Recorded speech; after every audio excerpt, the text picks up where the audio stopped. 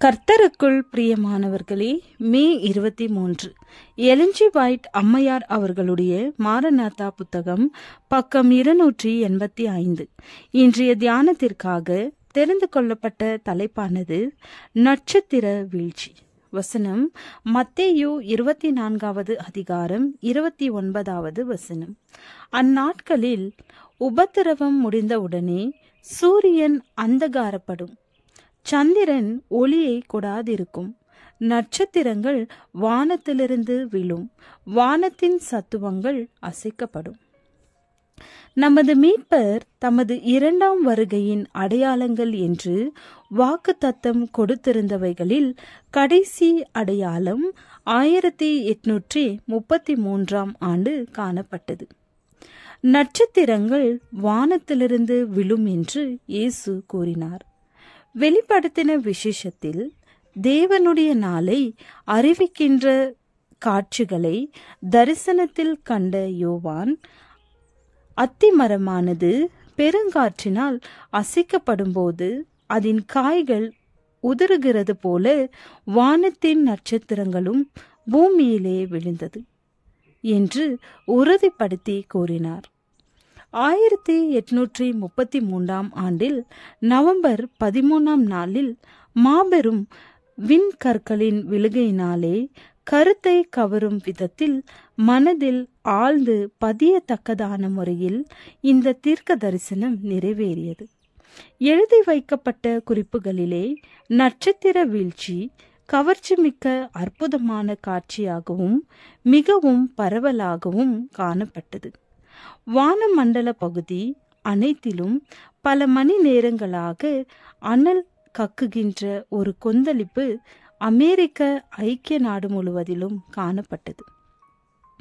அமெரிக்காவில் முதல் குடியேற்றம் ஏற்பட்ட காலத்திலிருந்து வானத்திலே இத்தகைய குறிப்பிடத்தக்க நிகழ்ச்சி எதுவும் என்றுமே நடைபெற்றதில்லை.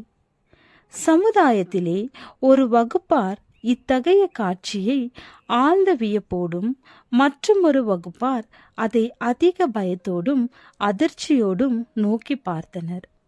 அதன் மேம்பாடும் அச்சந்தரும் அழகும் இன்னும் அநேக உள்ளங்களில் நீடித்து நிற்கிறது. கடந்த நூற்றாண்டில் எழுதப்பட்டது.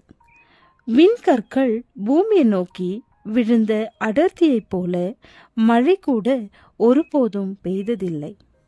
இந்த விண்கற்கள் சொரிந்த நிலை கிழக்கிலும் மேற்கிலும் வடக்கிலும் தெற்கிலும் ஒன்று போலவே காணப்பட்டது.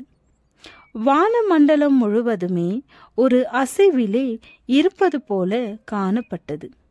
பேராசிரியர் சில்லிமேனின் பத்திரிகையில் வர்ணிக்கப்பட்ட அந்த காட்சியில் வட அமெரிக்கா முழுவதிலும் காணப்பட்டதென்று விவரிக்கப்பட்டுள்ளது.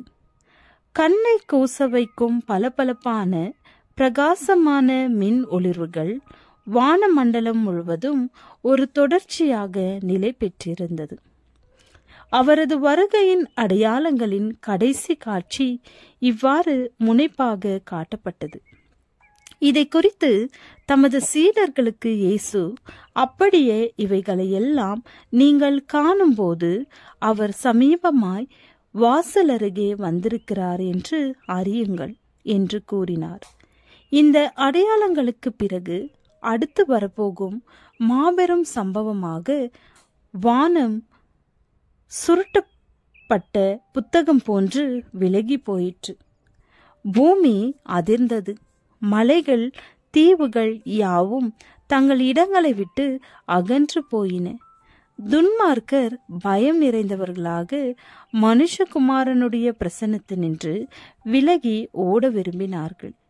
ஆனால் கிறிஸ்து அவரது வருகையின் நாளிகையாவது வெளிப்படுத்தவில்லை.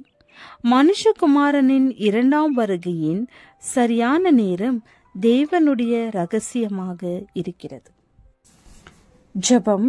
நிறைவான தேவனே, எங்கள் வாழ்க்கையில் நாங்கள் நிறைவான மகிழ்ச்சியை காண அருள் செய்யும். ஆமென்.